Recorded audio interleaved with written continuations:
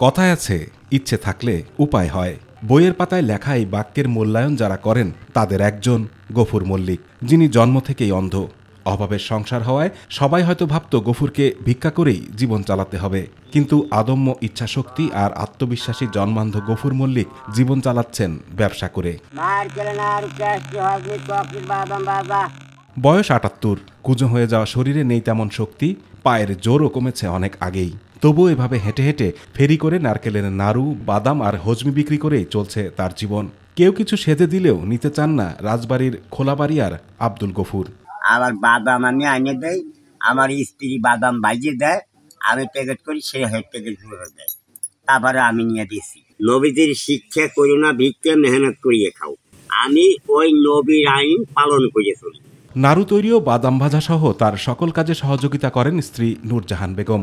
কোনো সন্তান নেই এই দম্পতির।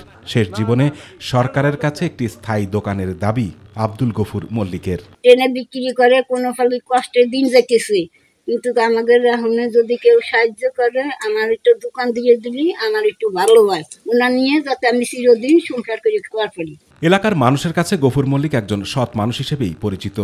সমাজ ও দেশের জন্য অভিন্ন দৃষ্টান্ত স্থাপন করেছেন গফুর মল্লিক, বলছেন এলাকাবাসী। তার একটা শিক্ষা আছে, সে কখনো হাত পেতে, মানুষের কাছে হাত পেতে বা কারো সাহায্য নিয়ে বেঁচে থাকতে চায় না। এত বয়স হয়েছে, হেও কোনোদিন কারো কাছে হাত পাতে না, কর্ম করে নিজে খায়। আমাদের একটা গর্ব যে আমার মামা অন্ধ হয়েও সে হাত পাইতে খায় না।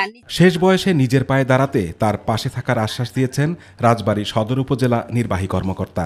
উনি আর্থিক কোনো সাহায্য নিতে চাননি। এখন আমরা এই মাত্র আবার খবর পেলাম, কথা বলেছি, উনি বললো যে উনি একটা দোকান খুলে উনি ভালো হয় আর কি। তো আমরা সেই ব্যবস্থাটাও করছি। জীবনের শেষ পর্যন্ত কারো কাছে হাত পেতে নয়, জীবনের শেষ সময় পর্যন্ত কাজ করেই খেতে চান আব্দুল গফুর মল্লিক। আতিকুর রহমান তিতাস, মাই টিভি।